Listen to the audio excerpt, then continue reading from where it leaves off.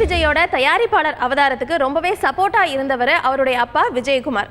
அவரும் இது குறித்து நிறைய விஷயங்களை நம்ம தந்தி டிவிக்காக பகிர்ந்துகிட்டாரு. அதையும் வாங்க பார்க்கலாம். தியாகராஜ பாகவதர், பி.யு. சின்னப்பா, டி.ஆர். மகாலிங்கம், கே.ஆர். ராமசாமி அவங்களாம் இருந்த காலங்கள்.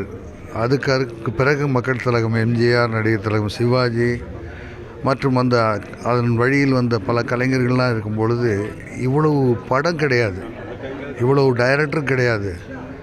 ஒரு படம் ரிலீஸ் ஆனால் அந்த படம் 250 நாள் ஓடிச்சு.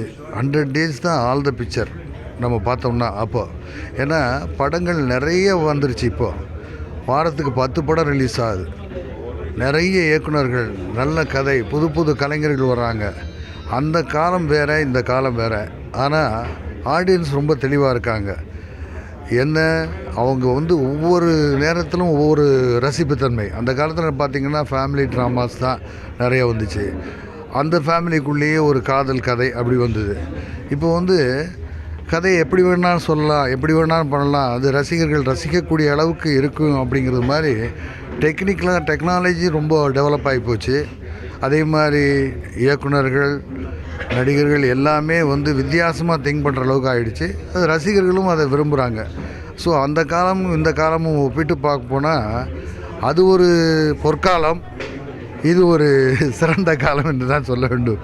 அதாவது எல்லாத்தையும் அட்ஜஸ்ட் பண்ணி எல்லாத்துக்கும், அதாவது காற்று ஒரே பக்கம் அடிக்காது, மாறி மாறி இந்த பக்கம் அந்த பக்கம் அப்படி அடிக்கிறது மாதிரி கலை உலகமும் மாறி மாறிக்கொண்டே இருக்கிறது. அதை வரவேற்கிறார்கள். படங்கள் ஓடுது. என்னென்னா இப்போ அதிக நாட்கள் ஓடுறதில்ல படம். இந்த திருட்டு விசிடி அது இது வந்ததுனால ரொம்ப பிரச்சனையாக இருக்குது. அதே நேரத்தில் ஒரு படம் ரிலீஸ் ஆகுதுன்னா தியேட்டர் கிடைக்கிறது கஷ்டமாக இருக்குது. அருண் விஜய் கூட சொன்னார். அது மாதிரி காலங்கள், சினிமாங்கிறது ஒன்று தான், எப்போவுமே அதை மாற்ற முடியாது. ஒரு ஃபேமிலி, அண்ணன் தம்பி, அம்மா அப்பா, அக்கா தங்கை, மாமன் மச்சான், நண்பன், இப்படி இதுக்குள்ளே தான் எல்லா கதையுமே வர முடியும். காதலன் காதலி இதுதான் பண்ண முடியும். அதை வித்தியாசமாக சொல்கிறாங்க, அதுதான் மாற்றம். பட்ஜெட் அப்படின்னா பெரிய முதலீடு பண்ணும்போது நிச்சயமாக அதை நாம் கலெக்ட் பண்ணலன்னா பெரிய லாஸ் வரும். இது சிறிய முதலீடில் சின்ன பட்ஜெட்டுங்கும் போது அது எப்படியும் ஒரு வாரம் ஒன்றா கூட அதை கலெக்ட் பண்ணிடும். சேட்டலைட் இருக்குது, மற்ற இன்னும் எத்தனையோ இதெல்லாம் இருக்குது. அதனால் சின்ன பட்ஜெட்டில் படங்கள் ஓடிட்டால் நிறைய வரும். ஓடலைன்னா கூட பெரிய பாதிப்பு ஏற்படாது. பெரிய படங்கள் எடுத்து நஷ்டப்பட்டவங்கள்லாம் ரொம்ப கஷ்டப்பட்டுக்கிட்டு இருக்காங்க.